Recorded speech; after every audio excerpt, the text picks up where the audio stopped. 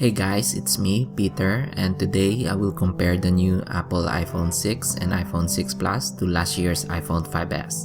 I will just talk about their differences, the new features, and specifications to see if they're worth your money and are they enough to upgrade to.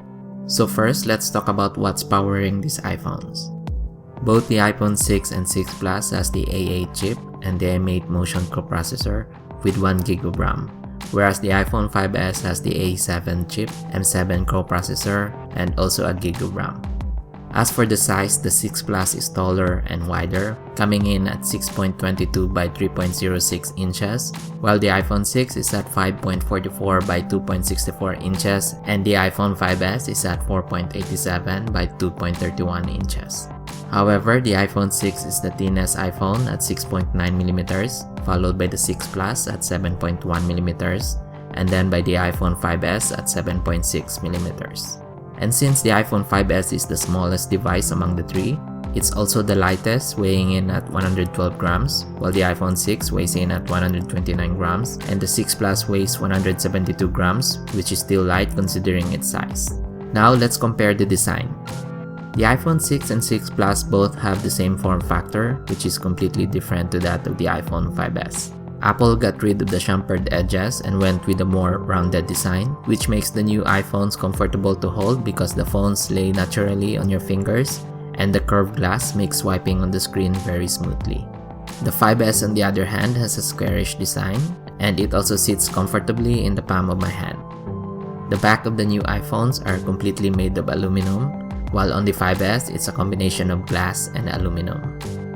The new iPhones also has a protruding camera which is very un-Apple-like, while on the 5s, it's sitting flush on the rest of the back. The shape of the flash on the iPhone 6 and 6 Plus was also changed to a more circular design. The sleep wake button on the iPhone 5s is located at the top, whereas on the newer iPhones, it's located on the right-hand side just above the SIM card tray. Since the two iPhones are bigger devices, it would have been difficult to access the button if it was still at the top. The FaceTime camera was also moved on the new iPhones. It's now located on the left side of the earpiece, while on the 5s, it's right above the earpiece. Next, the volume buttons on the iPhone 6 and 6 Plus was also redesigned, since these are slimmer devices compared to the 5s, which has a circular volume buttons. At the bottom, there's now a single row of speaker and a single hole for the mic on the new iPhones, whereas on the 5s, there are double rows for the speaker and mic. For the display, the iPhone 6 Plus has 5.5-inch IPS display and 1920 by 1080p screen resolution with PPI of 401. The iPhone 6 on the other hand has a 4.7-inch display, a weird screen resolution of 1134 by 750p, and a PPI of 326, which is similar to the 5s, which has a 4-inch display and a screen resolution of 1136 by 640p. The displays on the newer iPhones looks really nice. The colors are really sharp and the viewing angles are really great. Since the iPhone 6 and 6 Plus has a bigger display, it's obviously difficult to reach across the screen with your thumb. So Apple added a special feature called reachability, where you can double tap on the home button to bring the top half of the screen down to within your thumb's reach. Landscape mode is another feature that makes use of the iPhone 6 and 6 Plus displays.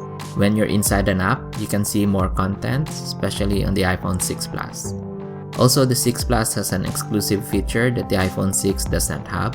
It's the ability to move the icons on the home screen while in landscape mode, just like in the iPad. These two new features are not present on the iPhone 5s. All the iPhones have an 8-megapixel iSight camera. However, the iPhone 6 and 6 Plus has an improved iSight camera with focus pixel technology. So when taking videos and pictures, the autofocus is now very quick and works very well. The slow-mo mode now supports 240 frames per second on the new iPhones. The iPhone 6 Plus also has another feature not found on the iPhone 6 and 5s, and that's optical image stabilization. This means the iPhone 6 Plus can take better and steadier pictures and videos compared to the iPhone 6 and 5s.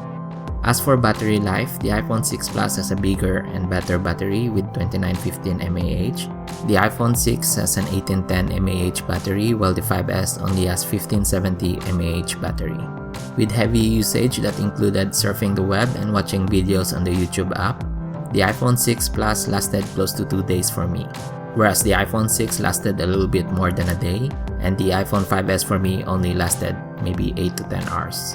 Lastly, I just want to mention that the iPhone 6 and 6 Plus now has NFC, which the iPhone 5s doesn't have. However, it's still locked down to only work with Apple Pay at this time.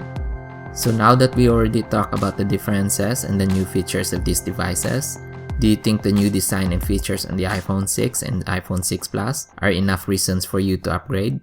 Let me know in the comments section. Stay tuned to the channel as I will test these iPhones in the real world setting and see how they truly perform. Thanks so much for watching, and I will see you again in the next video.